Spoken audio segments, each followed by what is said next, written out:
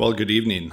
Here to talk a little bit about a project that we will be constructing next year on 21st Street from 13th Avenue South to 9th Avenue South. And it's a project that we reference as BR-22-F1. Just a brief agenda, do staff introductions, talk about the project a little bit, the location, description, timing, some details, and then cost and funding of the project, and then touch a little bit on special assessments, and then we'll have some contact information if anyone has any questions. So with us tonight, Aaron Edgar, our project manager, and we also have Dan Eberhardt and Doug Durgan from our special assessment department, and then myself, Tom Knockmus, assistant city engineer for the city of Fargo. So again, location on 21st Street from 13th Avenue South to 9th Avenue South.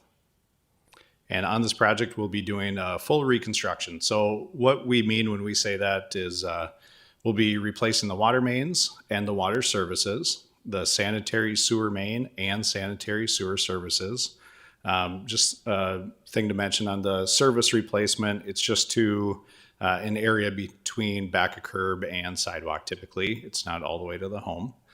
We'll also be installing some new storm sewer pipes and inlets and leads. Driveway approaches up to the sidewalk. We'll also be doing sidewalk replacement along this corridor, and then new pavement. And on this roadway will be asphalt pavement. And then we also have street light work on this project. So a little bit about the timing and duration.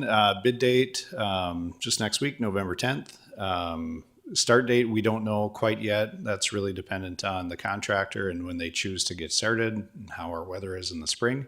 But typically it's in May, so that's what I would anticipate. And then completion, we have a completion date currently set for September of 2022. We do phase projects like this just to limit the duration of the impact to the adjacent residents. So this project we do have broken up into two phases. Each one of them has a contract duration of 52 days. The first phase being from 13th Avenue to 11th Avenue, and then the second phase from 11th Avenue to 9th Avenue.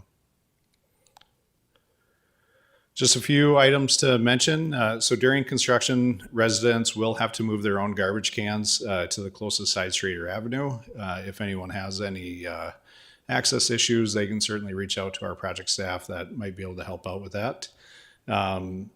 We will install temporary water lines to maintain water service, and I'll show you a picture on that briefly in the next slide. And then also want to mention that there is a way for driveways to be widened if it does comply with city ordinance. And we do have forms available for that if anyone's interested. And then boulevards do get regraded and seeded along the project. And then once boulevards are established, which is about to a 70% establishment, it does become the property owner's responsibility to take over maintenance from then on. And we do send out a notice when we reach that milestone. So as I mentioned, we will set up temporary water lines along the corridor.